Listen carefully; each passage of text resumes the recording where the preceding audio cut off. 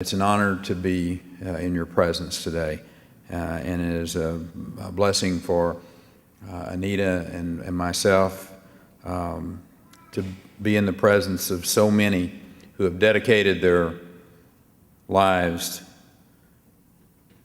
in the protection of their fellow Texans. In a few days, we're going to be marking the 9th anniversary of the attacks on September the 11th of 2001. It's a day when a handful of terrorists seized our aircraft and they set out to take as many innocent lives as they could. Their goal on that crisp fall day was very clear. It was to demoralize America. It was to paralyze us with fear, to bring about America's demise as a world power. 9/11 will long be remembered as one of the darkest days in American history. It was filled with fire and smoke, unbearable loss. In the intervening years, our nation has endured a healing process. But the images of that day continue to haunt us, remaining just as painful to see today as they were that morning that the towers fell. However, with almost a decade that has passed, the painful memories are balanced by our recollection of valor, of almost superhuman devotion to duty displayed by those first responders. We remember the firefighters who stoically charged up the stairs of the North Tower. They were wading upstream against a river of frightened evacuees. They were focused on doing everything that they could to rescue people who were trapped in those floors above. We remember the heroes of the Pentagon, civilian, military, first responders, battled the raging flames, and they pulled the wounded to safety, and they saved countless lives. We remember the civilians who took charge of that fourth airliner, sparing who knows how many lives on the ground, sending the clear message to the terrorists around the world that we would not cower in the face of our attackers. We remember first responders from New York City and beyond, who spent days digging relentlessly for survivors as the last glimmers of hope faded slowly away. But far from demoralizing us, the attacks of 9/11 inspired a new generation, moved to action by the selflessness that we witnessed on that day. Some joined the military in a vanguard of that war against terror. Some became firefighters, some police officers, paramedics, living their lives with the same dedication, the same spirit of honor of those who died on 9/11. The spirit of honor lives on in the people that we honor today.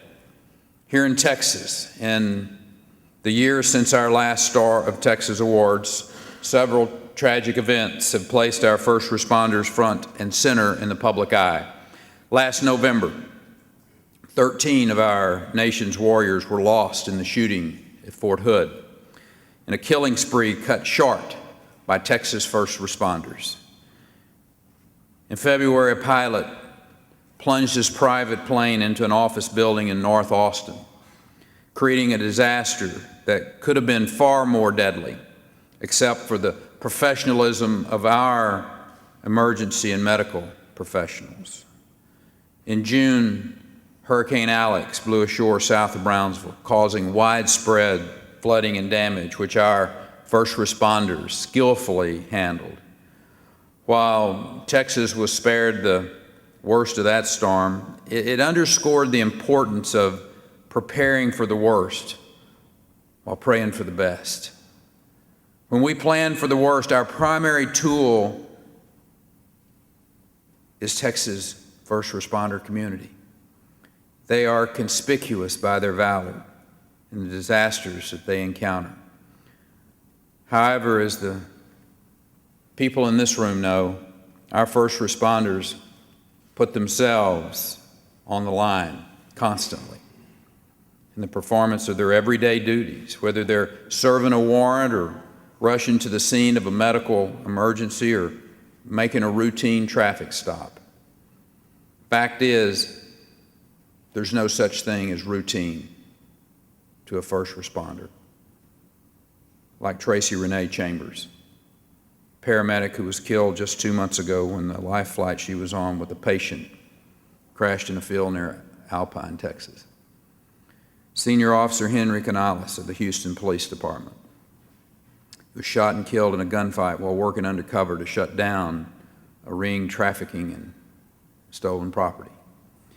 Such sacrifice cannot be explained beyond a deep compassion for others, a devotion to a higher calling.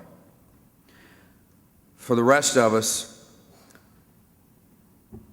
our appreciation for your sacrifices, too often and clouded by the intrusions of everyday life, we're caught up in our own jobs, our own mundane problems, and sometimes we lose sight of the bigger picture. That is, until we need you. A crisis has a way of putting into focus what really is important, like family, friends, and faith. Surviving a situation, a crisis situation, through the fast work of a paramedic, through the steely courage of a firefighter, or the timely intervention of a police officer, is like having your life given back to you again. That's what first responders do. Give back. They give back birthdays. They give back graduations. They give back Christmas mornings while putting their own life at risk. They preserve families. In some cases, they bring families closer together. They make a difference in the purest sense. And we all know that living a life of this kind of service sometimes carries a high cost. In some cases, the ultimate cost. To those who have lost loved ones, I cannot possibly know the depths of pain that this must bring. But know that you have the unshakable respect and the heartfelt gratitude of the state.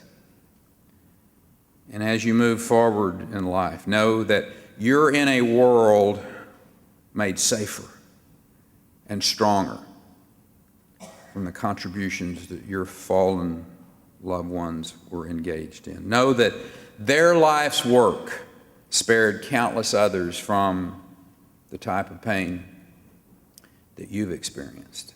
Know that they live their lives in the most noble fashion, placing the lives of others above their own safety. I can't think of a finer epitaph. The people we honor here today are the best our state has to offer. People from whom honor and courage and dedication aren't just labels. They're a way of life. They're people we can count on in a crisis. And we take great pride in honoring them today with these Star of Texas awards. God bless you all. And through you, may God continue to bless the great state of Texas.